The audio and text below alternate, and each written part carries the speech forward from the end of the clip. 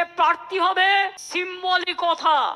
আমি দেখছি ইদানিং দু একটা নেতা হয়েছেন, নেতা কিনা আমি জানি না, হঠাৎ গজিয়ে তোলা। কেউ বলছেন আমি সিম্বল চিনি না বলে তার নেতার নাম বলছে। আবার কেউ কেউ বলছেন আমি তৃণমূল বুঝি না, আমি ওই দাদার রাজনীতি করি।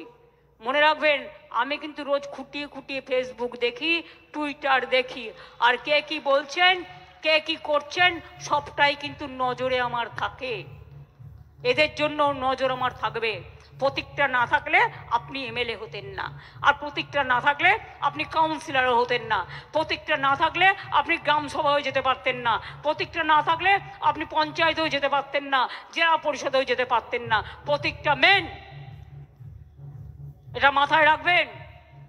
আপনার যদি কেউ নেতা হয় সেটা হচ্ছে জোড়া ফুল আর মামাটি মানুষ, আর অন্য কেউ নয়। আমরা সবাই আসুন কর্মী হিসেবে কাজ করি, বাংলায় আর একটা রাজনৈতিক যুদ্ধে আমরা অংশগ্রহণ করি, যেখানে যুদ্ধ নয় শান্তি চাই বাণী উঠবে, এবং বাংলার জাগরণ আরো ভালো করে উন্নয়নের সাথে উন্নয়নের পথে এগিয়ে যাবে। আমরা স্লোগান দিই না ভোটের সময়, মানুষের সাথে বিকাশের পাশে কি সব বলে টলে, আর যখন ভোট হয়ে যায় তখন সব ভুলে যায়।